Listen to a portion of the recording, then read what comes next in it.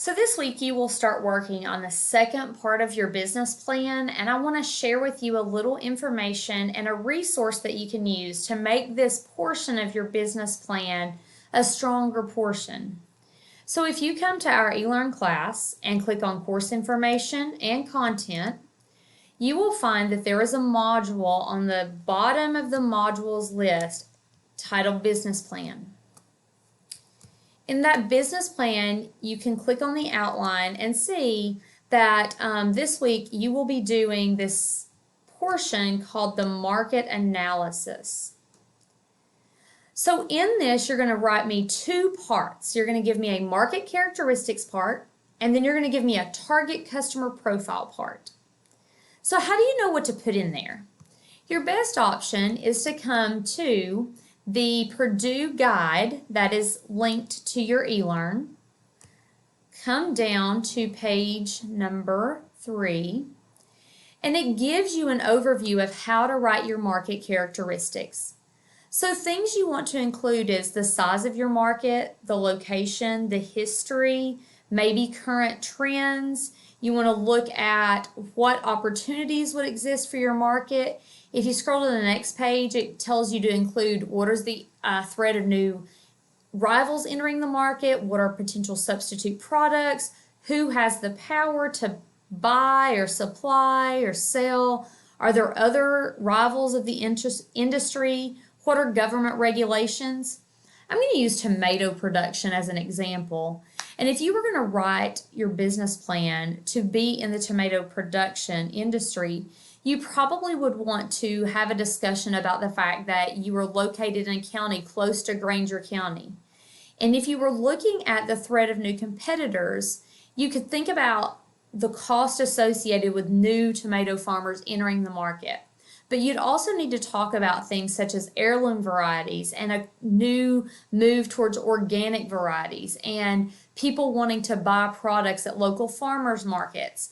And you would have to contrast that to the fact that you can go to the grocery store and also buy tomatoes, but they may be a hybrid tomato or maybe they are not organic. And you would want to look at each of the pieces of that market as a whole and describe what the tomato market is. And that really depends on who you want to sell to. Maybe you want to be a wholesaler that sells to retail grocery stores, but maybe you don't. Maybe you want to sell from your farm, or maybe you want to sell at local farmers markets. So if that's the case, what does that market look like? Now, whenever it comes to new competitors, some people would say, well, it's kind of expensive to buy a farm, and there is some truth to that. But in comparison to maybe starting a cloning business, entry into the tomato market, especially if you're going to grow at a farmer's market where someone could have as little as an acre and grow and bring produce to the farmer's market, the entry into that market is fairly easy. When it comes to substitute products, you need to consider there's not exactly a perfect substitute for a tomato.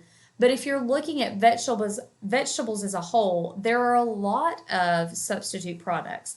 And so if it's the middle of winter and you don't have a vine-ripened tomato, what are people going to substitute for your product? How is that going to affect you? And are they going to continue to buy that substitute when you are picking vine-ripened tomatoes? Or if you're a wholesaler, maybe you're never picking vine-ripened tomatoes. Maybe the market requires you to buy or to pick your tomatoes before they ripen and ship them. When you think about that, and when we think about shipping, think about what the consumer wants. The average American consumer wants that standard big, red, perfect tomato. That's part of your market characteristics. You also want to consider government regulations. If you plan to sell to like a Walmart or a Food City, there are regulations that require you to be USDA inspected.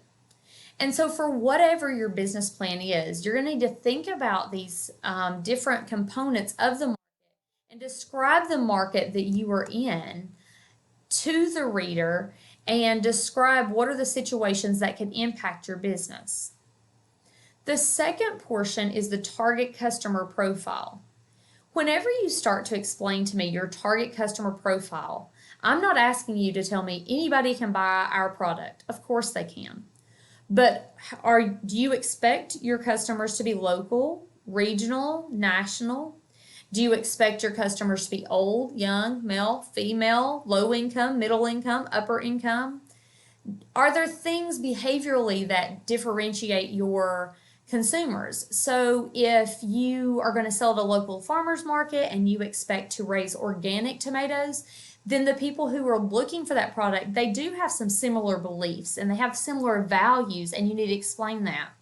Maybe it's a cultural thing. In areas with high Hispanic populations, we have noticed that there's a higher sheep and goat production, and so maybe you need to address that issue. If you're going to be selling to other businesses, you need to outline what type of businesses you will sell to. Will you sell to big box store retailers like Walmart or Lowe's? Or will you just be selling to local places like local restaurants?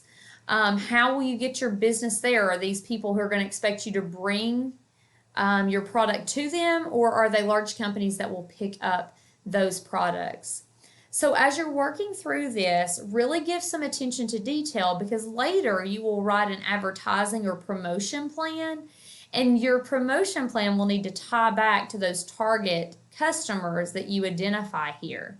And then whenever you start to tell us your place, price, product, and promotion, you're going to use this market information to determine where you'll sell, to who you'll sell, the price you will charge, and what promotions you will use. So be sure that you spent some time on detail here. And as always, if you have any questions, please feel free to contact me.